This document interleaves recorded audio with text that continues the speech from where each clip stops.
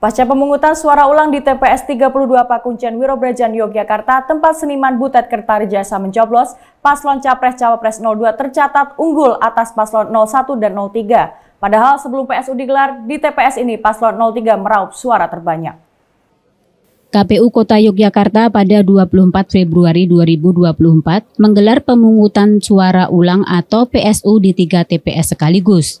Selain di 2 TPS Lapas Wirogunan Yogyakarta, PSU juga digelar di TPS Pakuncen Wirobrajan.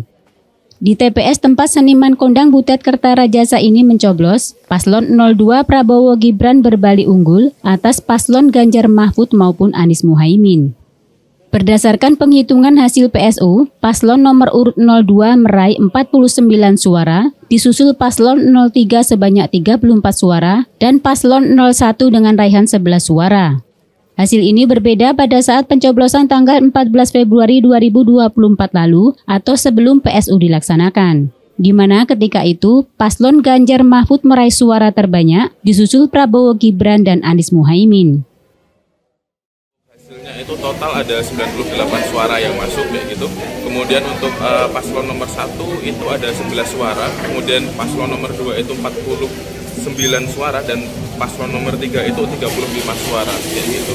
Total 98. Dan ada 3 suara tidak sah. Selain itu, partisipasi pemilih dalam PSU juga menurun hingga 50% karena banyak yang tidak bisa hadir dengan alasan masuk kerja dan ada juga yang berada di luar kota. Butet Kertarijasa sendiri mengaku tak ambil pusing dengan hasil PSU dan menganggapnya sebagai bagian dari basa-basi pemilu. Gimana tanggapannya gimana? Ya ganggu waktu ya, karena kemarin kan sudah tanggalnya ditetapkan, kita sudah menyediakan waktu, sini pulang lagi. Kan otomatis kalau kita kerja kan kita jadi terganggu sebetulnya. Ini harus meluangkan gitu ya Bu? Iya. Di sini Pak, komentarnya gimana Pak? Ya ini sebagai satu prosedur ya baik. Saya sebagai warga negara ya wajib mengikuti PSU ini, meskipun ya mungkin cuma saya anggap basa-basi saja, nggak apa-apa. Tapi sebagai warga negara melaksanakan kewajiban sebaik-baiknya.